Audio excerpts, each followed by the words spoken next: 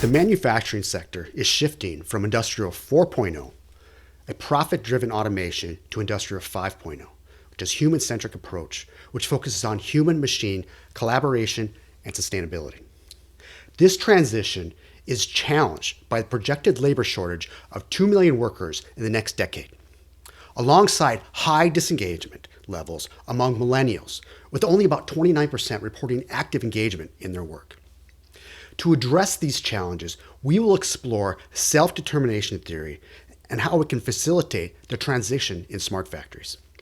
The goal is to reduce carbon footprints while maintaining operational excellence and a workforce satisfaction in Industrial 5.0. A better understanding and implementing a human-centric technologicals is essential, as failed change management initiatives can lead to reduced productivity, increased turnover, and diminish competitive advantage.